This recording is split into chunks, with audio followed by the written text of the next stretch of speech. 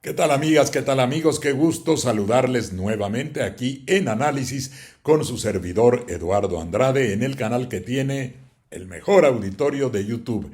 En esta ocasión quiero comentar con ustedes la iniciativa de reformas constitucionales que anunció la presidenta Claudia Sheinbaum, que se enviará al Congreso de la Unión con objeto de reafirmar algunos aspectos relativos a la soberanía nacional y combatir la entrada, por ejemplo, de armas a nuestro país indebidamente, además de combatir algunas otras conductas que pueden ser atentatorias de nuestra soberanía nacional. El artículo que se propone reformar es el artículo 40, es uno de los artículos esenciales de nuestra Constitución, el cual define que el pueblo mexicano ha decidido ser una república representativa, dice, es voluntad del pueblo mexicano constituirse en una república representativa, democrática, federal y laica, son las características centrales de nuestra república, y en ese ámbito se incorporarían dos párrafos. Uno que dirá: el pueblo de México, bajo ninguna circunstancia. Es interesante cómo retoma la idea inicial del artículo 40 relativa a la voluntad del pueblo mexicano, que es una voluntad soberana que tiene que vincularse al artículo 39, donde se señala que la soberanía reside esencial y originariamente en el pueblo, que todo poder público dimana del pueblo y se establece en beneficio de éste, y que el pueblo tiene en todo tiempo el inalienable derecho de alterar o modificar la forma de su gobierno. Yo enseño en mis cursos de Derecho Constitucional que a mi juicio este artículo 39 es la constitución de la Constitución, es la esencia, es el fundamento básico del que emana, del que deriva todo lo demás en cuanto a la regulación de la vida colectiva a través de nuestra Constitución, la voluntad soberana del pueblo mexicano. Y el artículo 40 señala también que es voluntad del pueblo mexicano, entiéndese en ejercicio de esas decisiones soberanas, el ser una república representativa, democrática, federal y laica. Y ahora se añadiría, como voluntad también del pueblo mexicano, la declaración, y las declaraciones en las constituciones son muy importantes. Algunas veces se dice, bueno, es que es meramente declarativo. No, la declaración es de un principio esencial, es lo que expresa la voluntad del pueblo y por eso tiene la forma de una declaración, tiene un carácter declarativo, pero esencial y fundamental para sostener todo el régimen jurídico que derive de esas declaraciones. Aquí diría, o dirá, una vez aprobado, el pueblo de México, bajo ninguna circunstancia, aceptará intervenciones, intromisiones o cualquier otro acto desde el extranjero que sea lesivo de la integridad, independencia y soberanía de la nación. Esta declaración reafirma el sentido de la soberanía nacional, no es algo que carezca de sentido y mucho menos en estas circunstancias en que puede haber amenazas. Por eso se da en ese contexto esta propuesta de modificación. No es pues un asunto menor, no es algo inocuo, al contrario, es la referencia a una reafirmación, una ratificación de la voluntad soberana del pueblo mexicano, que tiene el sentido también de imbuir esta presencia de un ánimo defensor de la soberanía en todos nosotros, que por supuesto existe y existe en todos los mexicanos, en algunos no con la misma intensidad, pero yo diría que con seguridad uno puede afirmar que una enorme, una abrumadora mayoría de mexicanos estamos decididos a defender la soberanía de nuestro país. Pues es lo que tenemos, no podemos perderlo, sería perdernos a nosotros mismos. Sentir, como decía aquella hermosa poesía de México, creo en ti, que si pierde una parte de la nación, es como si algo nos faltara a nosotros mismos. No recuerdo en este momento el verso exacto, pero es la idea de ese poema del Bate López Méndez. Bien, entonces queda claro que hay una voluntad de reafirmación contra cualquier intervención, intromisión o cualquier otro acto que desde el extranjero sea lesivo de la integridad, la independencia y la soberanía de la nación. Ejemplifica, es decir, da algunas de las posibles acciones, pero eso no es exhaustivo, no quiere decir que sean las únicas que puedan ocurrir, pero en un sentido ejemplificativo, el proyecto prevé que diga que ese tipo de actos pueden ser, dice, tales como golpes de Estado, o sea, intentar un diseño de golpe de Estado, ya ha pasado, pasó contra Francisco I. Madero, que se fraguó desde la Embajada de los Estados Unidos el golpe de Estado, que lo derribó, un golpe que fue realizado por Huerta, por Victoriano Huerta, pero que se fraguó en las oficinas de la Embajada de los Estados Unidos en México. Ese tipo de referencia es la que está implícita en este ejemplo que se pondrá en la Constitución.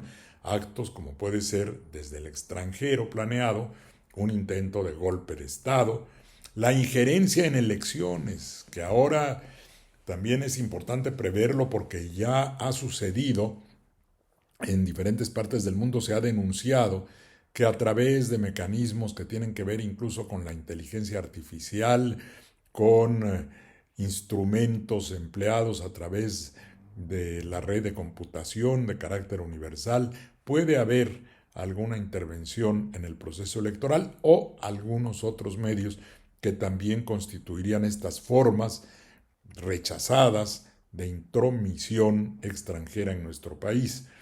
Y o la violación del territorio mexicano, sea esta por tierra, agua, mar o espacio aéreo.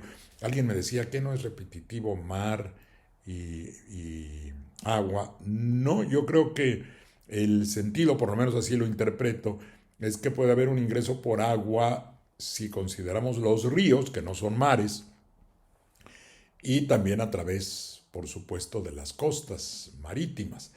Así es que no es algo que sobre, puede perfectamente decirse que nuestro territorio pudiera ser o se le pudiera intentar vulnerar, ya sea directamente por tierra, a través de los ríos, a través de las costas o a través del espacio aéreo, y que eso queda claramente establecido como algo rechazado totalmente por el pueblo mexicano y que daría lugar a las reacciones que tengan que realizarse para evitar que se pueda consumar una invasión, que sería la palabra, un ingreso violento de cualquier naturaleza en el territorio de nuestra nación. Perdón. Se agregaría un párrafo más al artículo 40. Dice, tampoco consentirá el pueblo mexicano, se entiende, intervención en investigación o persecución alguna sin la autorización. ¿Qué quieren decir aquí investigación o persecución? Tiene que ver con actividades delictivas.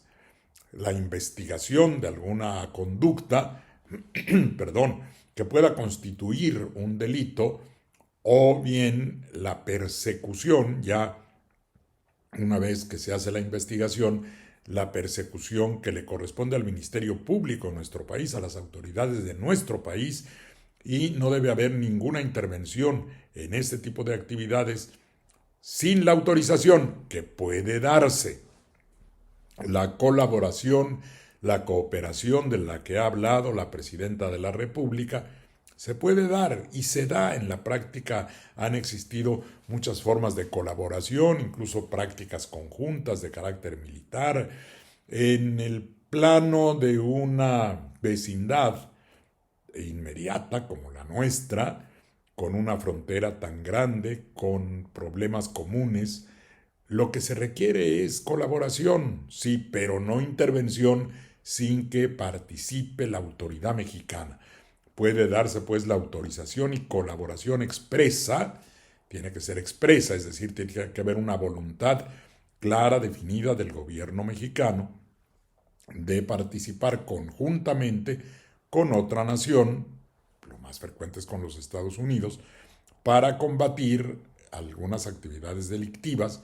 Esa investigación y persecución de actividades delictivas requerirá, si va a intervenir algún extranjero, que tenga autorización expresa, clara, definida, nítida, de parte del gobierno mexicano, documentada, que el Estado mexicano, en el marco de las leyes aplicables de esa autorización, tiene que establecerse legalmente, habrá que definir un mayor desarrollo en leyes secundarias, para que se dé un marco legal en el cual la autoridad mexicana pueda dar este tipo de autorizaciones.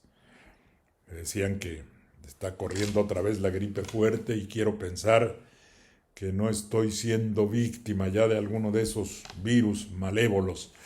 Bueno, ¿cuál es la otra adición que propone la presidenta de la República? Este es al artículo 19.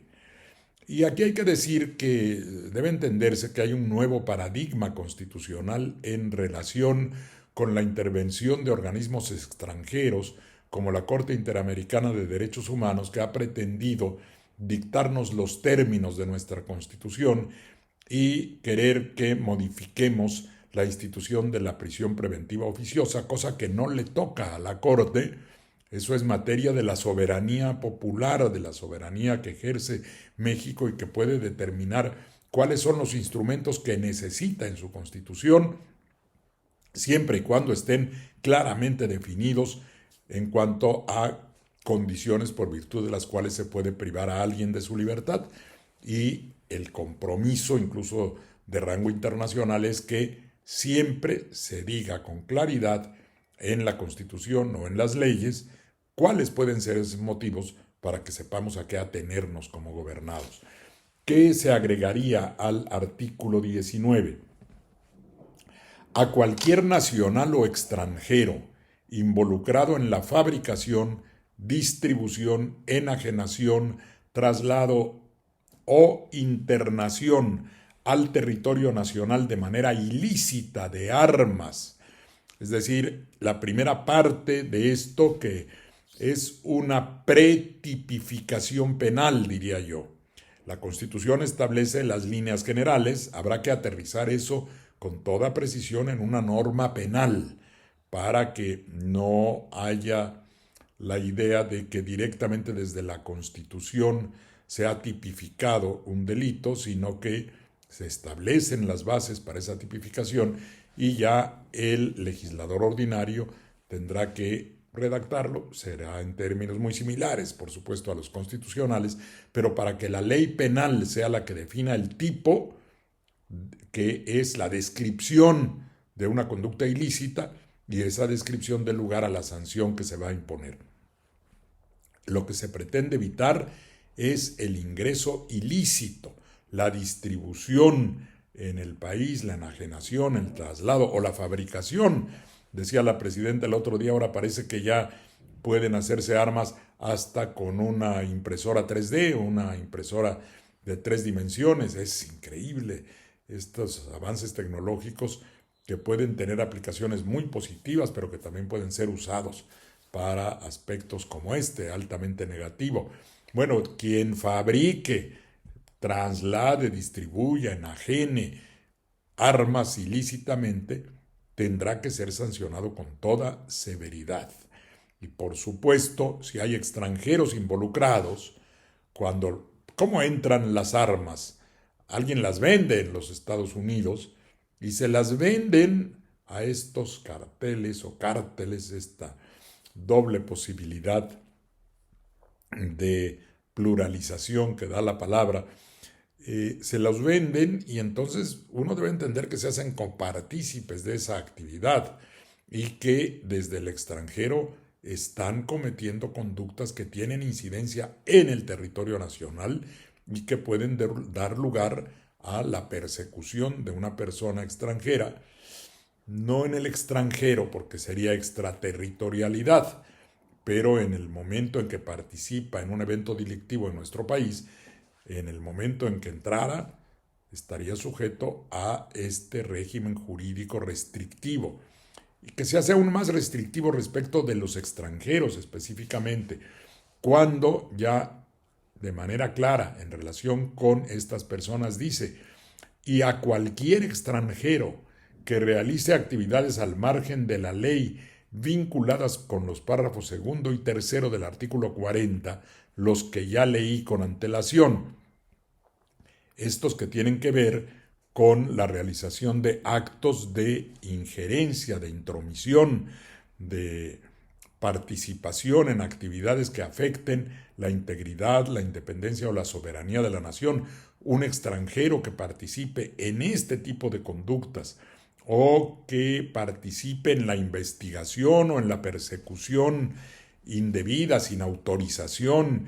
Y esto es una reacción también a fenómenos como la extracción de algún delincuente conocido, que hasta ahorita no se sabe bien a bien cómo se lo llevaron, y que evidentemente constituyó una infracción cometida en el territorio nacional por parte de extranjeros que realizaron esa conducta, aunque todavía quede en una nebulosa la manera como se hizo, pero tendrá que averiguarse y saberse. Lo que se intenta pues es que ese tipo de actividades quede severamente sancionado, y específicamente al extranjero que participe en esa situación. Ahí alguien dirá, bueno, se está haciendo una diferenciación, siendo más severos con el extranjero. Pues sí, el país está retomando el paradigma constitucional, los paradigmas originales que tenían que ver con la preeminencia de lo social sobre lo individual, la rectoría económica del Estado sobre los intereses privados, y en este caso el carácter nacionalista de nuestras disposiciones, que pueden llegar a tener una restricción de esta naturaleza y que es válida de acuerdo a la propia Constitución, porque el artículo primero dice que pueden restringirse derechos humanos en las condiciones que establezca la propia Constitución. Por eso se tiene que poner en la Constitución. Aquí el extranjero, la persona que no tiene nacionalidad mexicana, es la que específicamente sería objeto de la descripción delictiva que se haga en el Código Penal, pero la base estaría ya en la Constitución.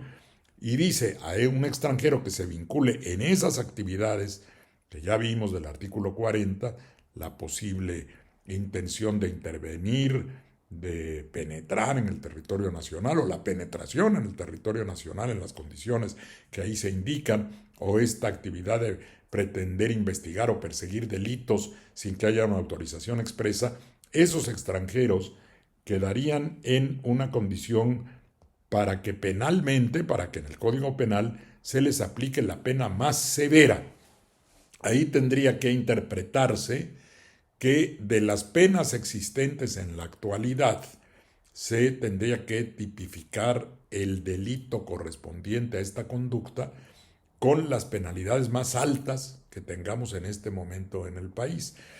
Me decía alguien también que si entonces no habría margen para una pena mínima y una pena máxima, que es una característica que forma parte de los principios del derecho penal, pues si se quiere cumplir estrictamente con eso, que creo que valdría la pena, el mínimo y el máximo pueden ser muy elevados y se estaría cumpliendo con lo que dice la Constitución, ¿no? Si le ponen un mínimo de 75 y un máximo de 80, pues estaría cumpliendo con la mayor severidad. Dice, se le impondrá la pena más severa posible.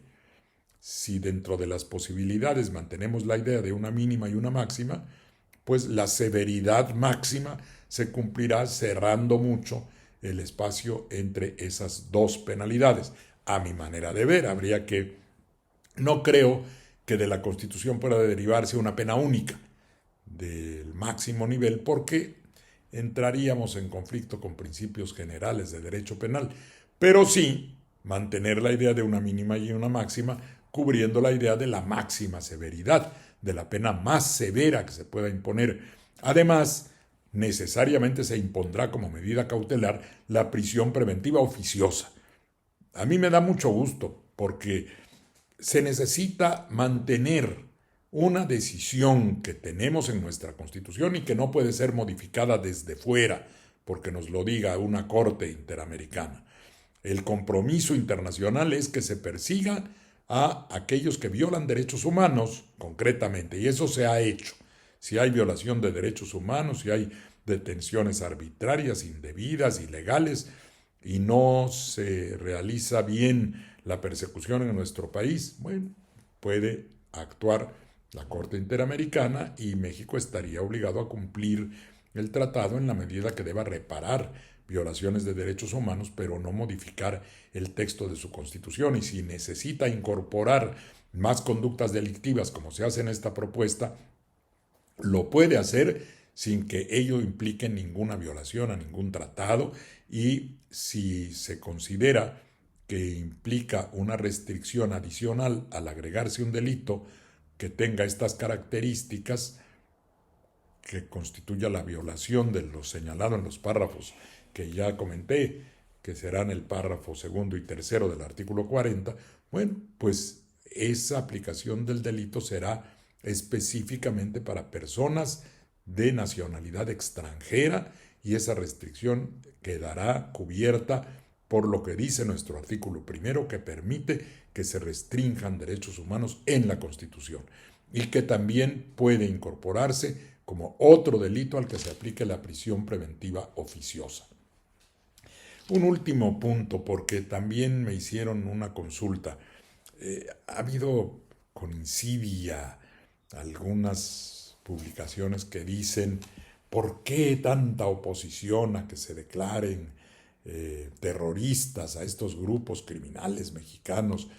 En el ámbito del derecho de los Estados Unidos, eso tiene algunos aspectos que incluso pueden resultar positivos para el país, que en Estados Unidos se impida que las personas que lavan dinero, que participan, incluso debía de considerarse el aprovisionamiento de armas a este tipo de agrupaciones criminales, la participación con ellos de lavar dinero, de realizar tareas en territorio de los Estados Unidos, a los que se puede seguir la pista de cómo va el recorrido de algún estupefaciente, alguna droga, y en eso podemos colaborar y debemos colaborar, a las dos partes nos conviene.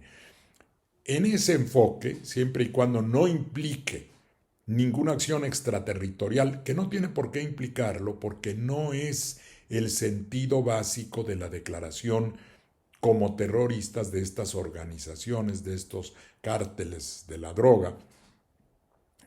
Y si hay una colaboración, pues qué bueno que la haya. Ahora, ¿por qué en México el sentido del terrorismo es distinto? Porque está tipificado en nuestro Código Penal.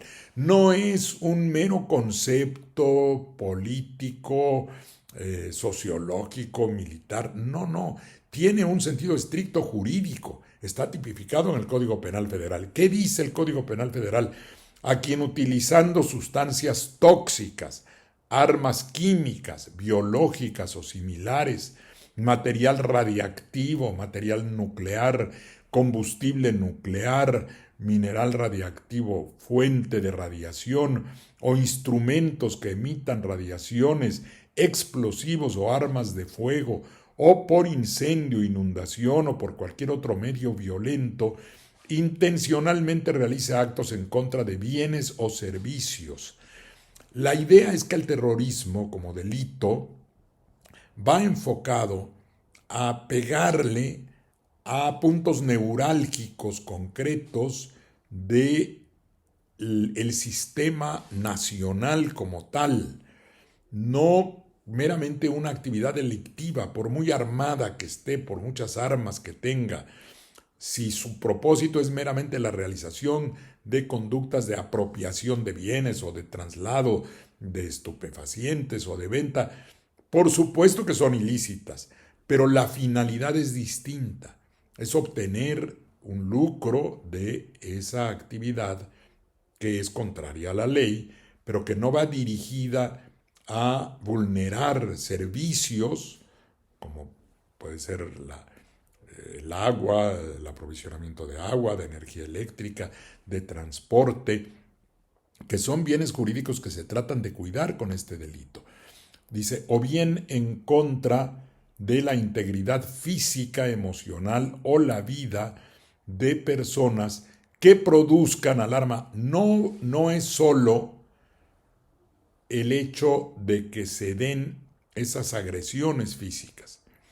Es más, ni siquiera es que, como dicen algunos, es que evidentemente la actividad de estos cárteles, de estos grupos delictivos, mafiosos, genera temor en la población, sí, pero es un efecto, no necesariamente deseado o propiciado por el autor del delito.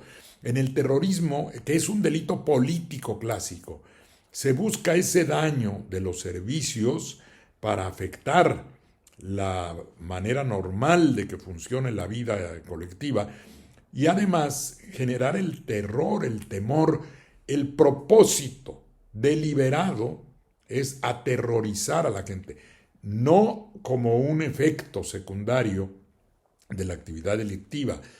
Por eso es que, por supuesto, todas las otras actividades de estos grupos delincuenciales son delitos y deben ser perseguidos y están tipificados, pero tipificados de manera distinta porque se protegen bienes jurídicos diferentes. Aquí se trata de la estabilidad de la sociedad, de la estabilidad del país, porque el terrorismo no es un delito común y corriente, sino es un delito de carácter político. Está así clasificado desde el punto de vista tanto de la doctrina como de la manera como se tipifican los delitos en nuestro Código Penal. Si nosotros lo vemos, dice los delitos contra la seguridad de la nación. ¿Cuál es el bien jurídico tutelado, como decimos los abogados al estudiar el derecho penal? Cada delito tiene un bien jurídico que tutela. El homicidio tutela la vida, ¿no? Ese es el bien jurídico tutelado, el bien jurídico protegido. En el robo se tutela la propiedad, ¿no? En el secuestro se tutela la libertad de la persona. Aquí lo que se tutela es la seguridad de la nación y hay un conjunto de delitos que hay que comprenderlos en su sentido de su ubicación allá en el Código Penal. Por ejemplo, la traición a la patria, que es un delito específico, no es cualquier conducta. El espionaje, la sedición, el motín, la rebelión. Estos son los delitos que afectan la seguridad de la nación y entre ellos el terrorismo. Por eso es que no puede entenderse que la actividad delictiva de estos grupos esté vinculada a un propósito deliberado de destruir o afectar la seguridad de la nación. Por supuesto que tiene impactos en eso y por eso se tiene que trabajar desde un punto de vista de políticas públicas, pero no necesariamente el terrorismo va a tener efecto para los fines de persecución de estos grupos delictivos. Y por ese motivo es que jurídicamente es importante diferenciar el terrorismo como delito político de la actividad delictiva, de la actividad ilícita que realizan los grupos que se dedican a delitos como la extorsión o el tráfico de drogas o el secuestro, que insisto, merecen ser perseguidos con el mayor rigor. No se trata de protegerlos. Hay algunos que con insidia dicen, es que quieren proteger a los grupos delictivos. No, eso no se trata de eso. Los grupos delictivos deben ser perseguidos y hay una serie de instrumentos penales para eso. Pero no puede admitirse que esos vulgares delincuentes puedan estar pensando en algún tipo de desestabilización de carácter político de la seguridad o de la integridad de la nación. Se les persigue por delincuentes, pero no porque su finalidad sea una desestabilización o desintegración de la nación. Alguien me dirá, bueno, pero es que esas diferencias no tendrán mucho sentido porque de todas maneras impacta, genera temor, desestabilizan las actividades. Sí, pero los delitos deben ser diferenciados por el bien jurídico tutelado. Y por ese motivo, en el caso mexicano, no debemos avalar la clasificación de los delitos que pueda hacer Estados Unidos o Canadá bajo un sistema jurídico diferente, con efectos jurídicos distintos en su propio territorio, como lo dijo ayer el propio o antier, el embajador de Canadá. Pueden hacer esas declaraciones en el marco de cómo tipifican ellos el terrorismo y aplicar esas medidas en su territorio. Y nosotros no tenemos por qué hacer lo mismo, porque aquí el delito de terrorismo tiene otro significado y otra intención, sin que el que se les aplique o se considere que son terroristas quiera decir que se les proteja, porque hay muchos otros delitos por los cuales se les está persiguiendo. Es todo por hoy. Muchas gracias por su atención. Hasta la próxima.